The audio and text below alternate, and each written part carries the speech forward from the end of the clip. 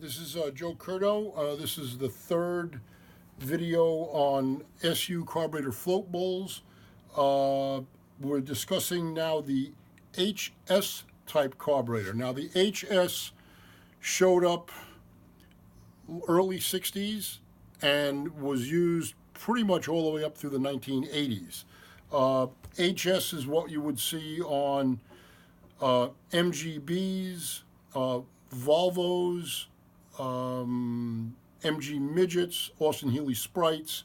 The quick way to tell if it's an HS carburetor is the float bowl cover is held down with 3 screws, which, like in this carburetor here, 3 screws, and it mounts, the carburetor, the float bowl mounts with a bolt going through the body, and then this is the nylon or the plastic tubing that feeds the fuel from the float bowl over to the jet assembly. Now, that said, this is one of the jets. There's right hand and left hand ones, and what that means is the positioning of where this lug is on the carburetor that mounts up to the choke mechanism. There's a bunch of different ones of these, and they're identified by color rings. Now, there's a couple of other identifying features, but I won't go into just yet. The float bowl is held on, is positioned using rubber blocks, or that's one of the ways. And depending upon the part number and depending upon the angle that you want the float bowl to sit, this notch moves from one side to the other. Now, if you're going to use, if that's what you have, if that's the installation you have, then along with this rubber comes this funny looking washer that comes in and backs up the piece. Now, then in the float bowl, you've got this receptacle that allows you to put the piece in. Now, what's going to happen there with this particular one is it's going to go on the body of the carburetor, and you've got this little lug over here. Now, that mounted is going to give you a 30-degree angle. Now, that means that the body of the carburetor is 30 degrees, and then the top of the float bowl is flat or parallel to the horizon. Now, again, if you've got the wrong ones of these in there, it'll move this bowl into different positions. We also used, now this rubber block shows up on MGBs, MG Midgets, some of the tricarb Healey's with HS4s, but and then each one of these, like this is an AUC 1336. Now that'll give you 30 degrees on one carburetor, but if you bring it around to the back one, it'll maybe give you 10 degrees. So each one of these you can set 2 different angles. So it's important that you get the right part number for the application. All right, so also they would have used a white metal solid casting. Now, before we go on to that, if you're using this rubber with the washer, then you've also got to use a special bolt, which has this long shoulder. Now, this is for an HS carburetor, HS4 or an HS6. Now, that bolt came 2 different ways, either with a loose washer, but again, long shoulder, or later on they just put the washer into the head of the bolt. But they've both got long long shoulders. Now, when you use this and you put this in, you also need this piece of rubber. And this is a rubber grommet that goes in on the head of the bolt. So now this piece is going to come through the body of the carburetor. You got the rubber there.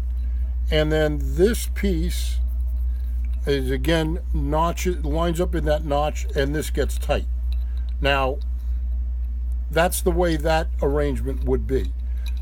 And this would be MGB's, and the various ones that I mentioned before. But now, if you were doing a Volvo with an HS6, they would have used a white metal piece like this, and then instead they use a 1/4 inch bolt, no shoulder. So that long shoulder that we were looking at is gone, but they would have used a lock washer and a flat washer. Again, that would have gone through and bolted down hard. Now, the thing that you want to watch out for is that if you're using this hard mount, then you've got to use this arrangement. If you put that rubber washer here, it's not gonna tighten up correctly. So now the other issue that we have is that these float bowls look the same. I mean, if you look at them, guys, look at them fast. They've got the receptacle, they've got the bolt, they've got the piece for the jet to go in.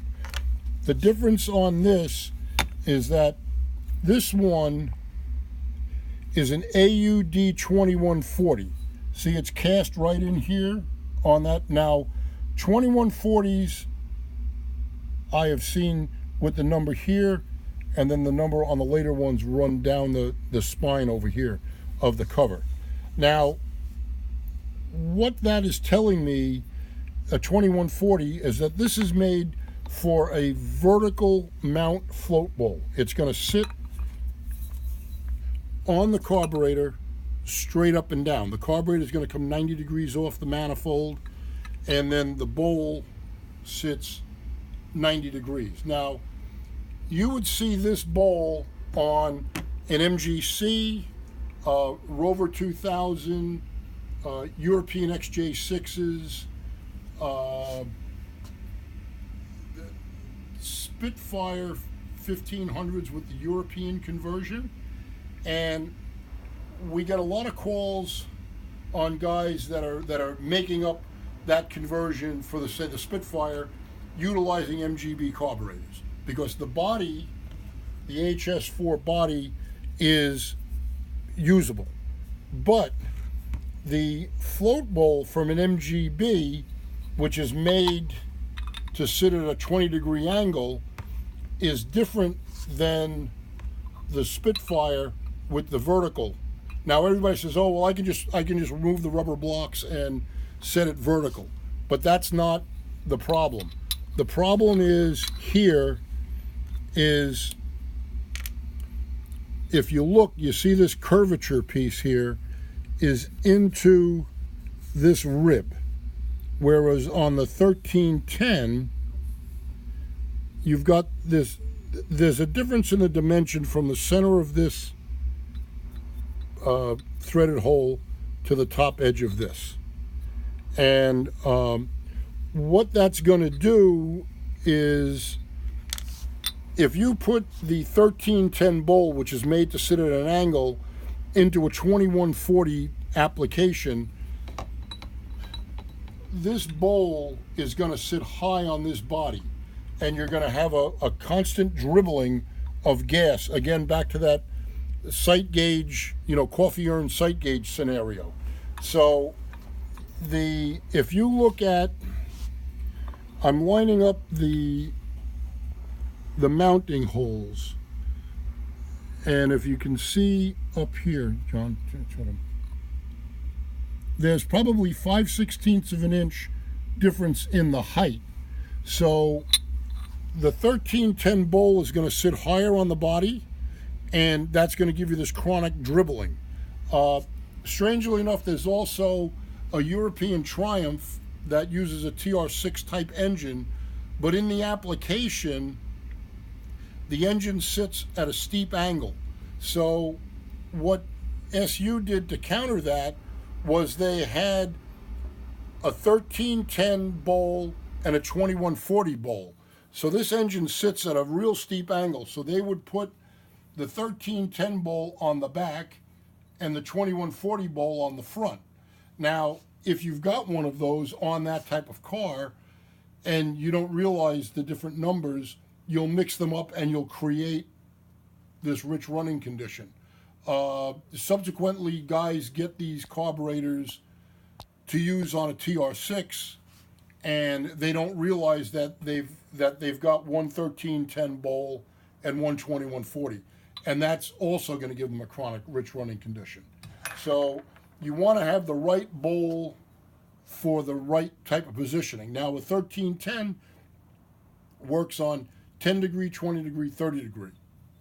This 2140 only works on vertical. Another problem or issue is that the Rover 2000 TC and the European Jaguar that use the HS8s, they also take a different jet.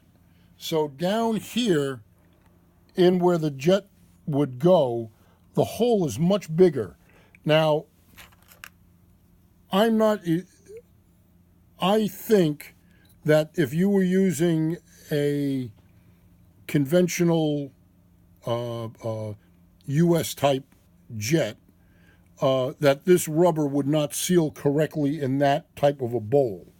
So if you're scavenging HS8 carburetors to use on something, you're going to have to get the proper HS8 bolt. Now this one here has a US type size hole, and then this goes in nice and makes the proper seal.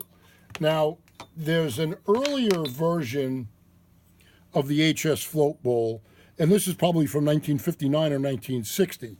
And you can see that this has got a curved area here and a notch. Now, on the corresponding body of that carburetor, that piece goes in and locks in, and there's no variation. So you're not using rubber blocks, you're not using this thing. This angle is preset from the factory. And then early on in this vintage carburetor, they had a different style jet, and this happens to be one of them. Now, you'll see that this jet, which is everybody's familiar with if you're doing an MG, is plastic with brass. This one is all brass. They kind of somehow or another crimp this tubing to it, and it's like a compression fitting down in the end, as opposed to this rubber seal. So this shows up early, on early cars, probably like Morris Minors and other cars that initially used the HS. This jet is no longer available. Fortunately, we can use this jet, and in installing this, you're going to want to pull back the nut and then the washer, and then you're going to pull back that rubber. And then if you look into the hole here, there's a receptacle that this tube goes into. And now this is for this goes for all of these type of jets.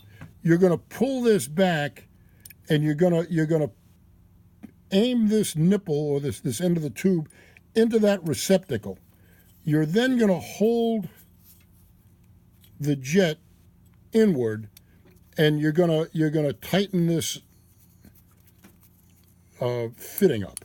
Now, what that's going to do is this is going to act like a compression fitting. So you've got the tubing into the receptacle. Now this rubber is going to stop on the flat portion in there and act like, like when you've got the olive on a compression fitting, on a solid line.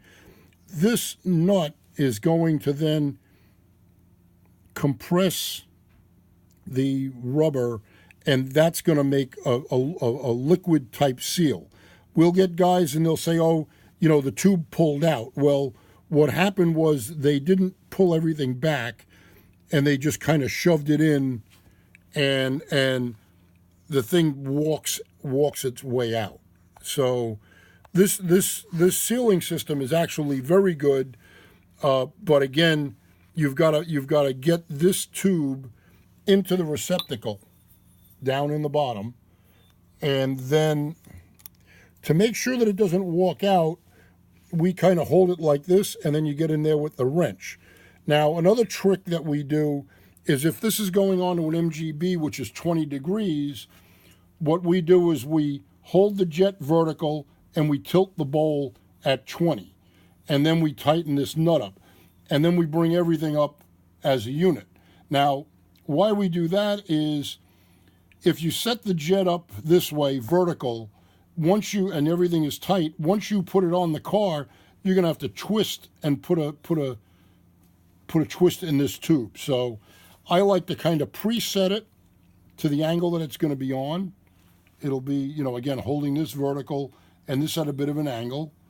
And then you're going to go back in and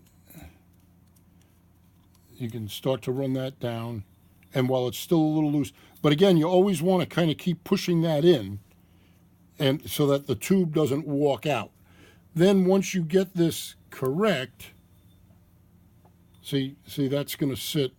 You're not twisting this tube to go in. You're already kind of preset at the 20-degree angle, and that'll make this tube a lot happier. There are also variations now in color coding. Jets that are meant to be sitting at an angle have a black base on them. Jets that are meant to be sitting vertical, and this would be that Spitfire, MGCs, and some other cars, they'll have a red base. So that, if you're going through your box of parts, a red base jet is for a vertical mount float ball, whereas a black one is for an angle. One other thing, and this carries on to all SUs with HSs, if this jet it has a 90-degree orifice in it. If this was a 100 jet, there would be an annular groove around it. And so you can have, this jet MGB 1.5-inch carburetor looks identical to the jet for a Volvo, which has a 100 hole. This one has a 90. So if, say, the color tags disappeared, you would see that annular groove up here, and that tells you that it's a 100 jet. So you don't want to grab that and put it into your MGB with a 90 jet requirement, because you'll have you'll have an extremely rich running condition. This here jet, you see with the orange band, is the same as this one with the pink band, except again the piece up, the groove up here. Now, a lot of times over time, this lug gets broken off, and what subsequently happens is the float bowl can wobble back and forth. And everybody kind of thinks that it'll stay in that position because the hoses will keep it, but that's not the case.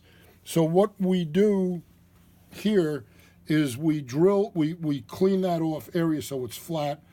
We go in with a 1/8 drill and go in a little ways and bang a roll pin in there. We try not to drill all the way through, because then that'll create a little vacuum leak.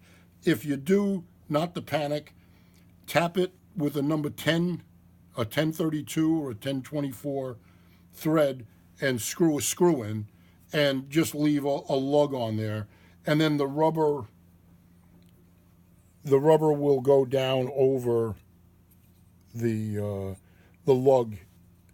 But you want to try to be relatively accurate, keep it in the center, so that you're not that you're getting the lug in the right position. This carburetor here, which happens to be a new carburetor, has a 2140 bowl, and again you can see that the top of this curve of this receptacle actually goes into that rib, like we were talking about. Again, here's the rib. Once you get to know what to look for, you can spot this in a flea market box. You just don't want to use this bowl 2140 on a 1310 application. Now, I don't know if you can see it in here, but you see we've got the major casting 2140, and then kind of clearly is a 2631 number.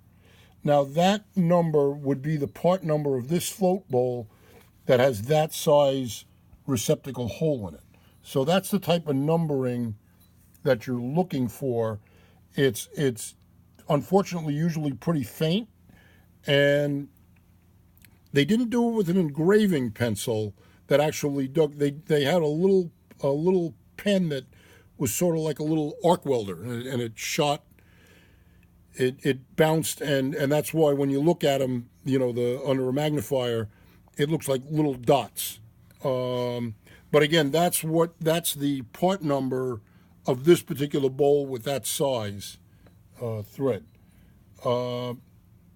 If again we were doing a Volvo HS carburetor, then they used this mount, straight 1/4-inch bolt with a lock washer, and that would be used again with the solid mount float bowl.